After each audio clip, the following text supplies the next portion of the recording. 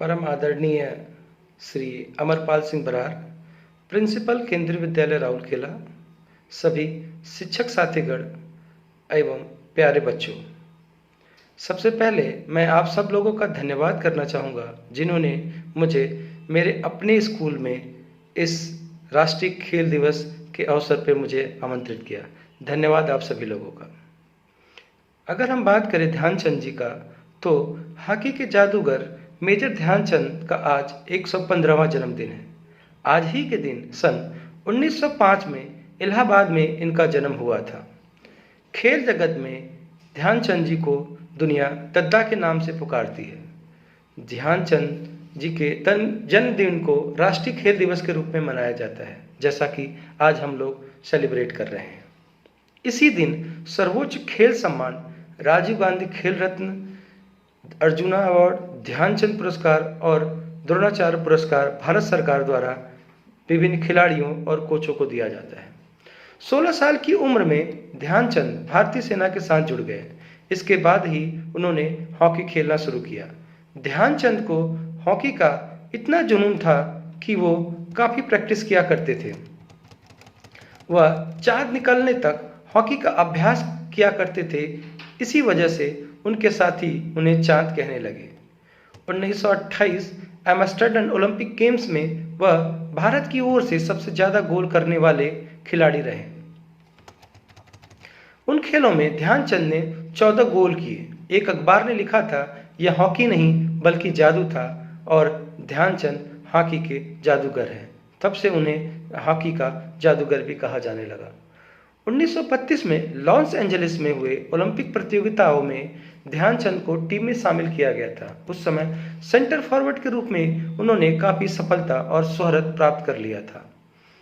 इस सारी यात्रा के दौरान ध्यानचंद ने 262 में से 101 गोल किए थे। निर्णायक मैच में भारत ने अमेरिका को 14-1 से हराया था। तब एक अमेरिकी समाचार पत्र ने लिखा था, भारतीय हॉकी टीम तो पूर्व से आया हुआ एक तूफान था जिसने अपने वेग में अमेरिकी टीम के 11 खिलाड़ियों को कुचल के रख दिया।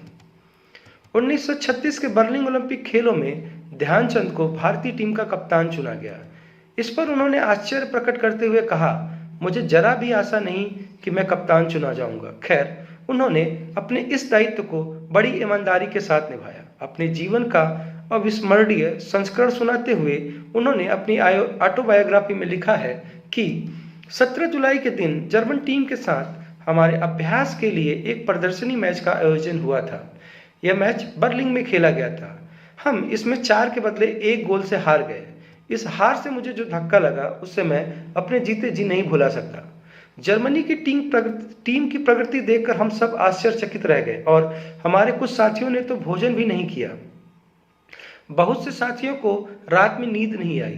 5 अगस्त के दिन भारत का हंगरी के साथ ओलंपिक में पहला मुकाबला हुआ, जिसमें भारतीय टीम ने हंगरी को 4 गोलों से हरा दिया। दूसरे मैच में, जो कि 7 अगस्त को खेला गया, भारतीय टीम ने जापान को 9-0 से हराया। उसके बाद 12 अगस्त को फ्रांस को 10 गोलों से हराया।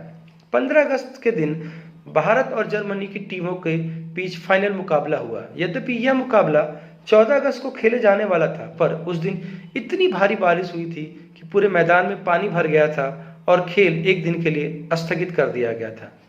अभ्यास के दौरान जर्मनी की टीम ने भारत को हराया था। यह बात सभी के मन में बुरी तरह से घर कर गई थी। फिर गीले मैदान और प्रतिकूल परिस्थितियों के कारण हमारे खिलाड़ी और भी निराश हो गए थे। तभी भारतीय खिलाड़ी के मैनेजर पंकज गुप्ता को एक युक्ति सूझी।